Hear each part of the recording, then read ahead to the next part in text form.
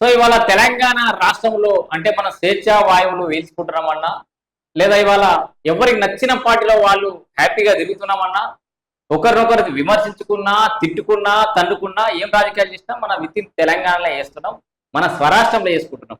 So ఇవాళ మనం ఇట్లా ఉన్నామంటే కారణం తెలంగాణ ఉద్యమకారులు.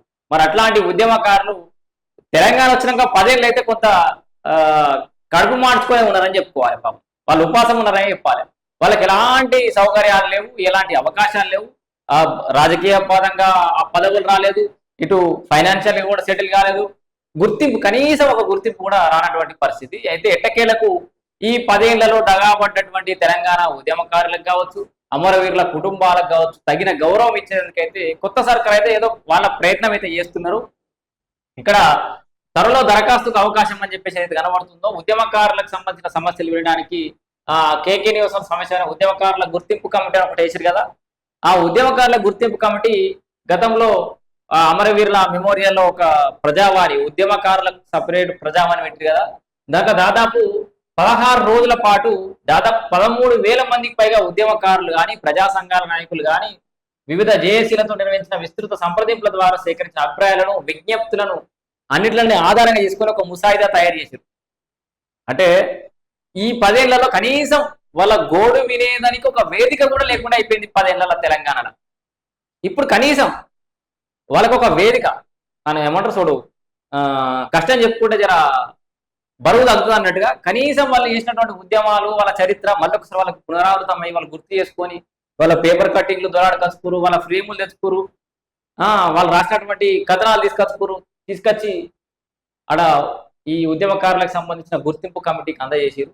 అవన్నీ కలగలిపి ఒక కంక్లూజన్కి వచ్చి ఒక ముసాయిదా తయారు చేసింది ఈ కేశవరావు సమక్షంలోని గుర్తింపు కమిటీ.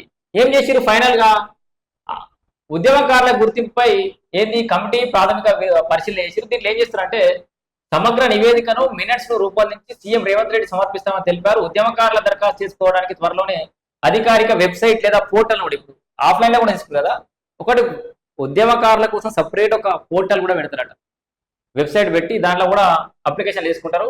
ఇందుకోసం పారదర్శకమైన ఆన్లైన్ దరఖాస్తు నమూనా సిద్ధం చేస్తామని చెప్పారు. మరిన్ని సూచనలు అభిప్రాయాల కోసం ఎమ్మెల్యేలు ఎమ్మెల్సీలతో కూడా త్వరలో ఒక విస్తృత స్థాయి సమావేశం పెడతా అంటారు. ఇక్కడ ఓపిక వినాలే, దీంట్లో 3 కేటగిరీగా విభజించారు.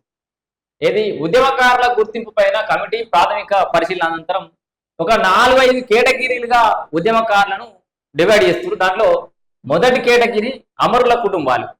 సో ఉద్యమకారులకు సంబంధించి మొదటి కేటగిరీ ఎవరు? అమరుల కుటుంబాలు ఉంటారు. దాంట్లో ఉద్యమ క్రమంలో అమరులైన వారు సుమారు 1,400 మందికి పైగా ఉండగా గతంలో కొందరికి మాత్రమే సహాయం అందింది.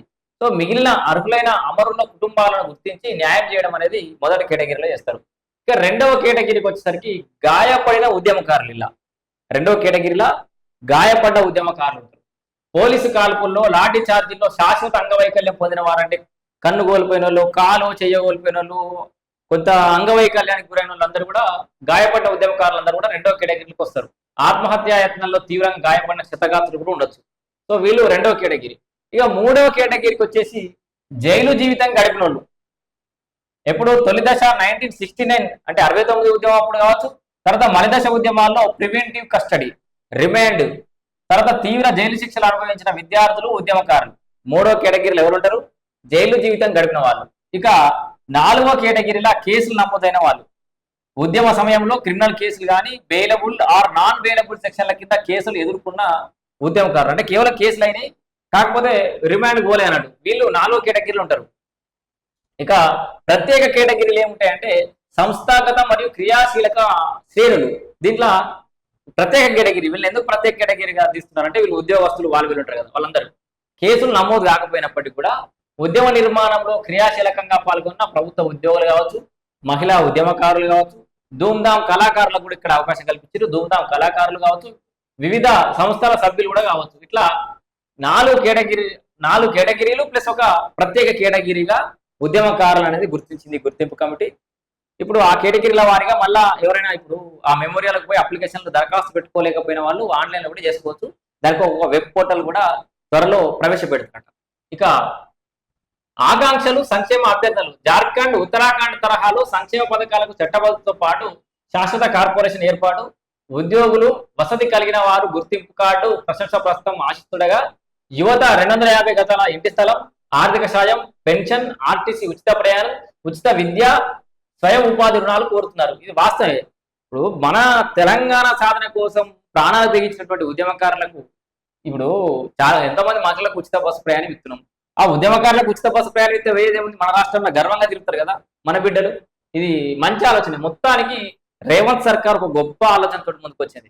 అసలు తెలంగాణ ఉద్యమకారుడు జాతి పిత అని చెప్పుకున్నటువంటి కేసీఆర్ ఏమో ఉద్యమకారులను, అమరవీరుల కుటుంబాలను పాతాలని దొక్కేసి అసలు ఉద్యమంలోనే పాల్గొనలే అని చెప్పేసి నెపం నెట్టేసి అసలు రేవంత్ రెడ్డి తెలంగాణ ద్రోహి అని చెప్పేసి విమర్శలు చేస్తున్నటువంటి ఎదుర్కొన్నటువంటి రేవంత్ రెడ్డి ఏమో అధికారులకు వచ్చిన తర్వాత ఈ యొక్క ఉద్యమకారుల కోసం ఒక గుర్తింపు కోసం ఒక కమిటీ ఏర్పాటు చేయడం, దాంట్లో 4-5 కేటగిరీలు డివైడ్ చేయడం, అందరికి కూడా అవకాశాలు, పెన్షన్లు లేకపోతే సంక్షేమం అంటే ఉద్యమకారులు, అమరవీరుల కుటుంబ సంక్షేమం చూస్తా అనడం అయితే గొప్ప విషయం అని చెప్పుకోవాలి.